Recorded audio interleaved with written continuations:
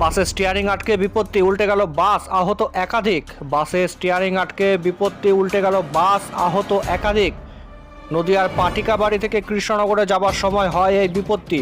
জানা যায় আজ সকাল আনুমানিক 10টা নাগাদ পাটিকাবাড়ি থেকে কৃষ্ণনগরে যাবার সময় সোনপুকুর নামক জায়গায় উল্টে যায় বাস, যার ফলে আহত হয় একাধিক বাস যাত্রী।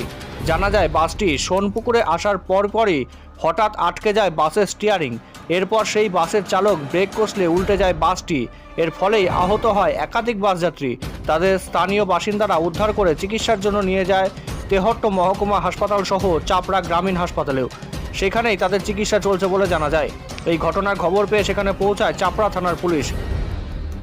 আরেকবার জানাই, বাসের স্টিয়ারিং আটকে বিপত্তি, উল্টে গেল বাস, আহত একাধিক। পাটিকাবাড়ি থেকে কৃষ্ণনগরে যাবার সময় হয় এই বিপত্তি। জানা যায় আজ সকাল আনুমানিক 10টা নাগাদ পাটিকাবাড়ি থেকে কৃষ্ণনগরে যাবার সময় সোনপুকুর নামক জায়গায় উল্টে যায় বাস, যার ফলে আহত হয় একাধিক বাস যাত্রী।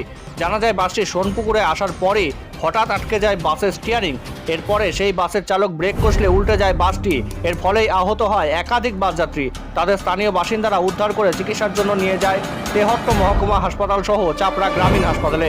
সেখানেই তাদের চিকিৎসা চলছে বলে জানা গিয়েছে।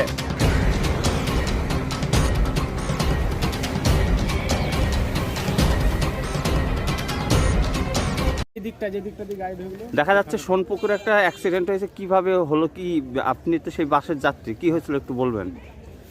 বাসটা যাচ্ছিল, যেতে যেতে স্টারিং আর ঘোরেনি, হ্যাঁ। ছিল বাদ দিকে, আর ঝেড়ে ব্রেক মেরেছে। হ্যাঁ, আর যে ঝেড়ে ব্রেক মেরেছে, আর তখন এক ডানির আর খাদের মুখ চলে গিয়েছে, যে পাল্টি করে।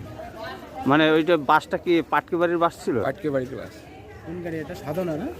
আমি জানি, ওই ইটা থেকে ওই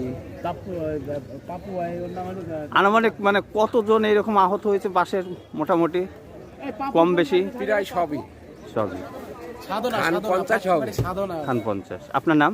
আমার নাম মনোরঞ্জন পারমানি। বাড়ি? বাড়ি রামচন্দ্র।